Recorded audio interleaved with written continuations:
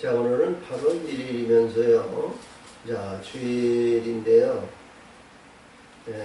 지금 굉장히 삼복도이고요. 또 코로나로 인해서요. 이 지금 뭐 백신 하는데요. 백신이 아무리 좋다고 해도요. 응? 백신 받는 사람들이 요즘 뭐 델타 코로나가 있어가지고요. 백신 받은 사람이 3사람 중 2사람이 델타 요즘 코로나에 걸렸다고 그래요. 그러니까 그것이 어디에 초점을 맞춰야 될까 그래요.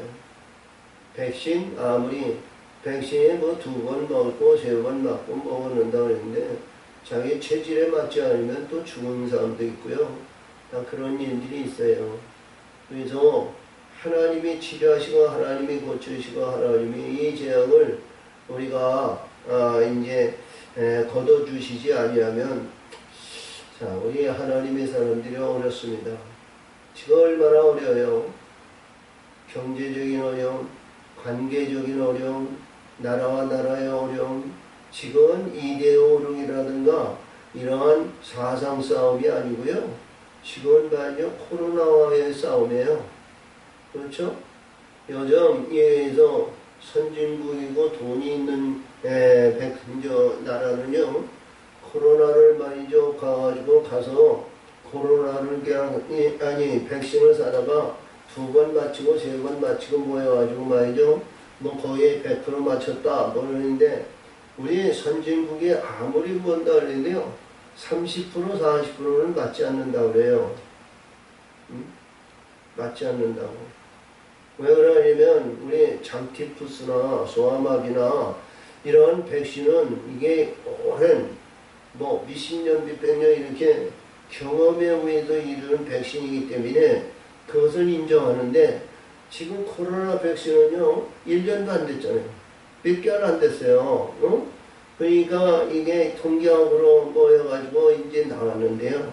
저 선진국에서도 그걸 인정하는 사람이 있는가 하면 인정하지 않는 사람이 있고요. 또 백신에 의해서 뭐 어디 언론에서 보니까 말이죠. 뭐 어느 나라다 뭐 이렇게 얘기하긴 모르는데 물백신이 있다 그러고요. 또 그거를 맞음으로써 더 고통과 괴로움을 주시는 분들이 있다 그러고요. 우리가 지난번에 우리 이제 유이순 권사님이 오셨는데 자기가 백신을 맞았는데 한 달이 됐는데도요. 그 백신에 대해서 아주 어려움을 당하고 있는 것 같아요. 백신을 맞았는데 그래서 뭐 첫째 백신, 2번째, 뭐 3번 맞는다고 이렇게 얘기를 하는데 자, 우리는 과학이 아무리 뭔다 그래도요. 하나님이 아니면 우리 해결 방법이 없어요. 그렇죠? 그래서 우리가 이게 기독교 사상, 기독교 역사상으로 보더라도요. 우리가 이렇게 보더라도 이 하나님의 나라와 마음을 나오고 뜻을 나오고 신령과 진정으로 하나님을 섬기고 이제 경배를 드리고 이래야 되는데 그건 구약시대란 말이죠. 신약시대는 하나님의 뜻을 위해서 하나님의 영광을 나타내야 되거든요. 그렇죠? 하나님의 뜻을 이루고 하나님이 기뻐하는 나라가 돼야 되는데 맨 전부 우리가 봤을 때 뭐 영화와 영광과 뭐하고 이렇게 보면 참 구약적인 가운데에서 자 나타나는 것이 자기 영광이에요. 세상의 영광이에요. 이 땅에서 영광이에요. 이 땅 이게 뭐냐?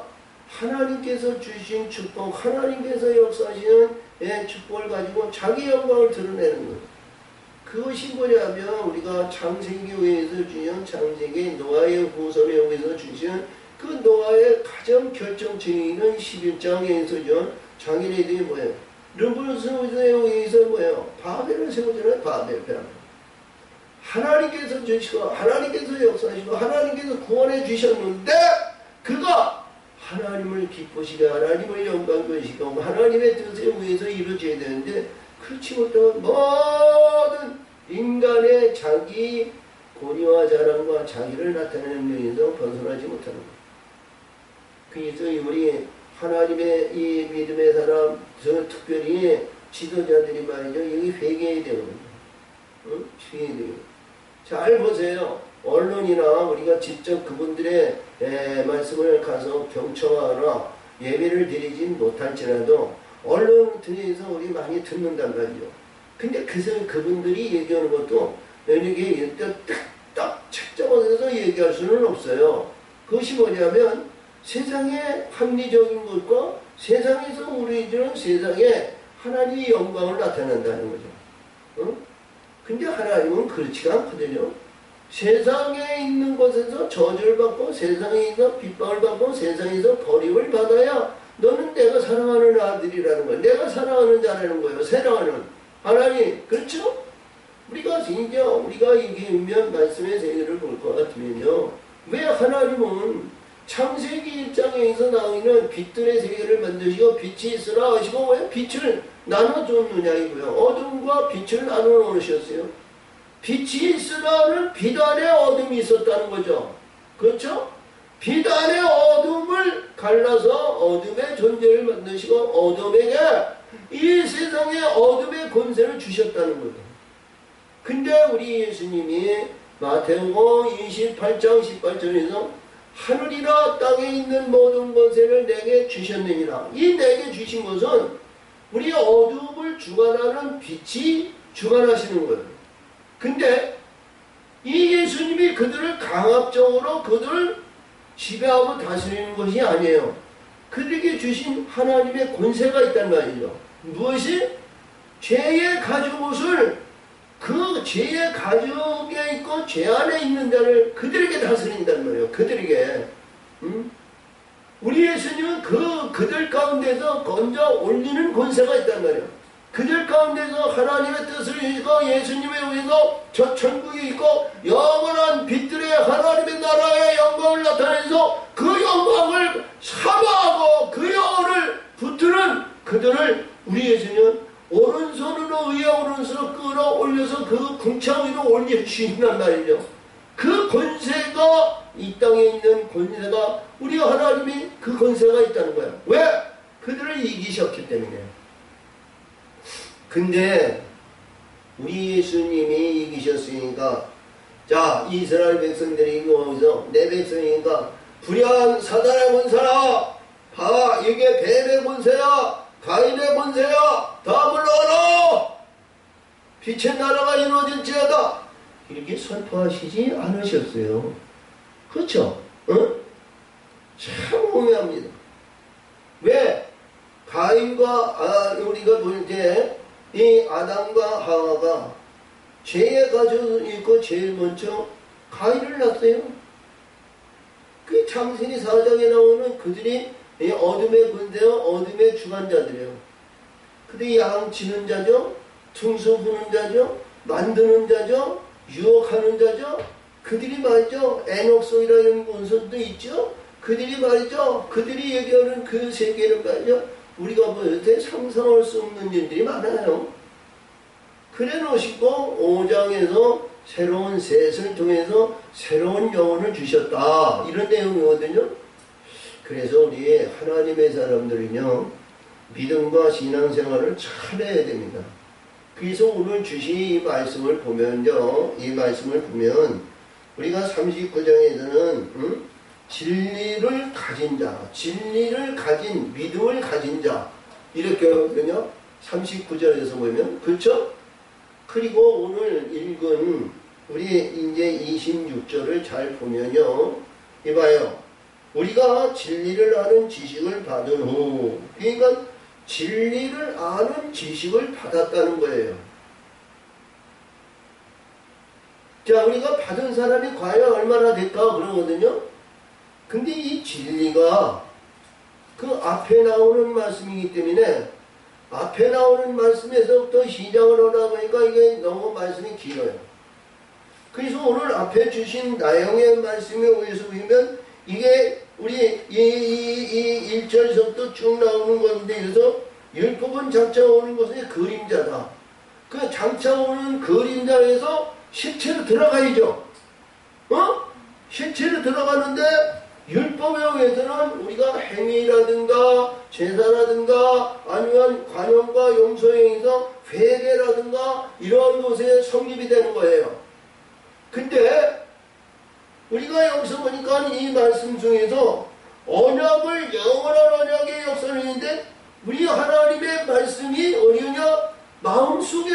계신다는 거예요. 마음속에.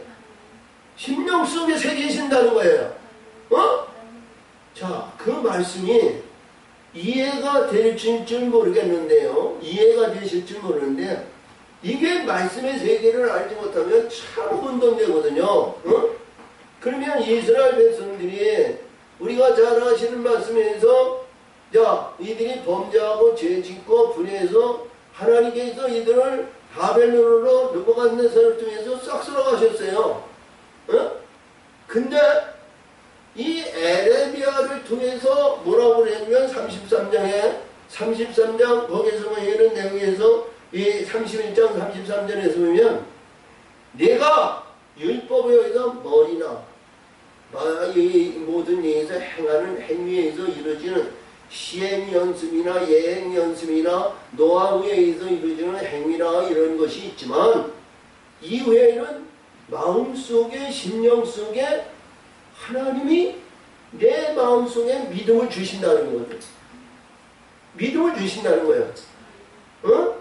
그리고 에스겔에서도 33장 16절에서 보면 내 성령이 내 마음에 기록하여 할렐루야 내 마음에 기록하신다는 거예요. 우리가 이렇게 보니까 저에게도 오늘도 아까 이제 교동문을 했는데 잘못하는데 깜빡깜빡할 수도 있어요. 응? 근데 우리 신명기 32장 26절에서 보면 말씀하시기 그랬어요. 내가 인생의 기억을 하나님께서 다시는 기억치 않게 만드신다 그랬거든요. 우리 이 머리에서 가지고 있는 이 머리에서 공부하고 내 인생에서 가지고 있는 과정의 모든 것을 우리가 이랬을 때 똑똑한 사람, 의로운 사람은 이게 저장을 많이 해서 아는 것을 항상 가지고 있으면 똑똑한 사람이고요. 그는 지혜 있는 사람이에요. 근데 우리가 시간이 가고 세월이 가고 시간이 가면 말이죠. 이게 없어지는 거예요. 치매가 오는 거예요. 그렇죠? 근데 마음에 새긴 것은 없어지지 않는다는 거예요. 우리가 신체 구조에 육적인 구조에 의해서 과학으로 보내는데요. 심장이 있고 폐가 있고 위가 있고 장이 있고 간이 있고 그러한 신체 구조에 육신에 의해서 살아가는데 참 그 구조라든가 모든 것이 다 갖추고 잘 이루어졌어요. 거기에서 모든 것이 잘못되거나 그러면 아픔이 있고 통증이 오고 가서 병원에 가서 고치는다든가 우리 예수님이 고치심을 받는다든가 그렇죠? 근데 우리 마음은 어디에 있는 건지도 몰라요. 자기 심령 아니면 우리가 이제 말하는 심장에 있다. 많은 사람이 심장의 기능은 피를 걸러낸 피를 받아가지고 다시 보내주는 심장이거든요. 그렇죠? 원동력이 뭐예요? 심의 동력을 전하는 이런 심장이라고 해요. 심장이 중요해요. 근데 거기에 마음이라고 볼 수는 없잖아요. 그렇죠? 그러나 내 생각과 내 심령이 가지고 있는 이 마음 속에 그 하나님의 말씀을 기록하는 건 잊어먹지 않는다는 거예요. 바뀌어지지 않는다는 거예요. 누가 빼앗아 가지 않는다는 거예요. 그 마음 속에 우리 하나님이 심령의 성전에 세우시고 역사하시는 모든 말씀의 반석에서부터 시작해가지고 하나님 기뻐하는 우리 심령의 성전을 세워가신다는 거예요. 아멘! 응? 그래서 여기서도 주신 말씀이 잘 보는데요. 진리로 이루어지는 것이 그 마음속으로 이루어지고 마음속에 의해서 우리가 영적인 세계를 가는 그 가운데 있는 것을 말하는데 우리가 읽지 않은 오늘 이 말씀에서 1절에서부터 26절의 말씀이 그게 진리 안으로 들어가는 진리의 말씀이거든요. 진리의 말씀. 그래서 여기 20절에 보니까 20절에 그 길은 우리를 위하여 시장 가운데서 열어놓으신 새로운 산 길이요 시장은 곧 너의 육체니라. 그렇죠? 그러니까 시장은 성소와 지성소에 있는 이 가로막은 거기에 시장이에요. 그러니까 그 시장이 있지. 우리 예수님이 십자가에 못 박혀 돌아가시고 운명하셨을 때 그 성소의 시장이 갈라졌거든요. 할렐루야. 이게 갈라졌어요. 그래서 또 하나님의 집, 다스리는 큰 제사장이 계시며 우리가 마음의 부림을 받아. 그렇죠? 마음의 부림을 받았다는 거야. 마음의 무엇을 부림을 받았을까? 말씀의 부림을 받았죠? 할렐루야! 말씀을 부리시니까 우리가 진리로 이루어진 진리의 공부를 추수할 수 있는 거예요. 진리로 이루면 밀과 보리와 콩과 팥과 녹두, 우리 예수님이 하늘에서 내려온 나는 산떡이요. 그렇죠? 우리가 공분이 돼가지고 그냥 떡으로 만들어지지 않잖아요. 가공이 돼야 되잖아요. 우리가 심령의 떡으로 이루어진 것은 하늘의 외양간, 하늘에 의해서 외양간의 떡집에서 만들어서 우리에게 먹여주셔야 된단 말이에요. 아멘! 세상의 외양간에서 떡집에서 떡을 받고 뭐해서 주물르고 뭐해서 떡을 찢어 만든 것이 아니라 우리 하나님의 떡은 예수님이 하늘에서 내려온 산 떡은 하늘에서 우리가 공부를 해서 주수꾼이 해서 주수해서 내 창고에 들여서 창고에 완전히 쌌을 때 하나님이 그걸 떡으로 만들어서 떡으로 우리 심령 속에 세워주신단 말이에요. 아멘. 이해가 되세요? 자, 그러니까 여기서 우리가 마음의 뿌림을 받아 양심의 악을 깨닫고 몸을 맑은 물에 씻었으니, 그러니까 맑은 물에 씻었으니 깨끗해졌다는 거죠. 이 히브리서 기자는 이렇게 기록했어요. 마음을 씻어 맑은 물, 깨끗한 물로 씻었으니 더러운 죄와 허물과 불의와 육적인 것에서 이제는 끌어올려 우리 예수님이 세족실을 해서 만물 위로 끌어올리신 것 같이 이제 깨끗함을 받았다는 도장을 딱 찍어서 지금 기록한 거예요. 내가 받았냐? 못 받았냐? 일어났냐? 거듭났냐? 궁창 위로 올라왔느냐? 만물을 위해서 우리 예수님이 진리와 진리의 성령 위해서 떡으로 이루어지고 떡에 의해서 우리가 나눠주고 때려주고 이러한 모든 영적인 존재가 돼야 되냐? 그거는 기록이 안 됐어요.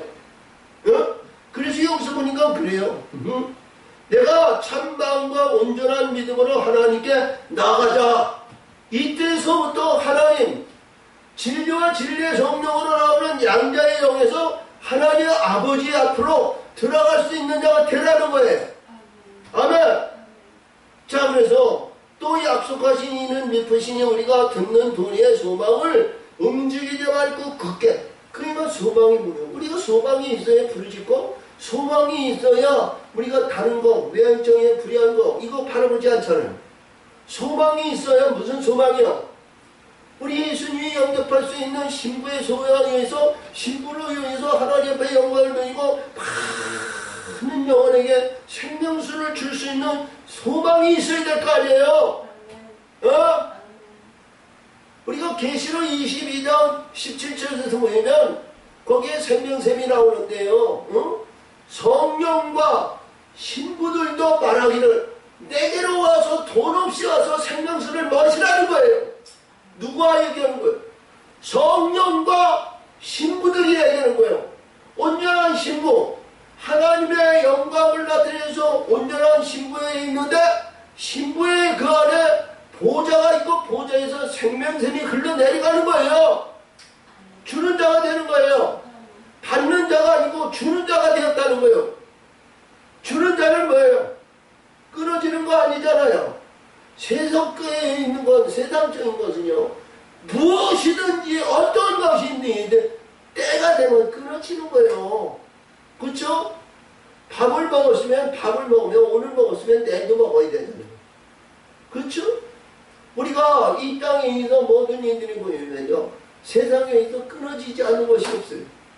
어릴 때 어머니 뱃속에도 두 주먹을 벌건 적이 핏덩어리가 나와가지고 말이야, 그게 무슨 힘이 있다고 천하를 호령하는데 말이야, 동네방네가 다 꺼이어져 들리네? 근데 그게 자라면서 그 힘이 점점 쇠약해져가지고 말이죠. 자, 육체인 것은 장성하게 컸는데 말이죠. 하나님 앞에 부르짖는 것이 연약해져요. 없어져요. 뭐에 의해서 가려졌는지 모르니까 자, 핏덩어리가 말은 핏덩어리가 말이죠. 그 천지진도하면서 이 세상에서 뭔가 잡으려고 나왔던 큰 소리 치고 있었던 것이 자, 이세서 자라면서 소리가 전부 줄어들었어요. 그리고 줄어든 가운데 뭐예요? 세상이 참 오묘할 정도로 때가 되고 시간이 가고 성령에 보면 쇠약해지죠?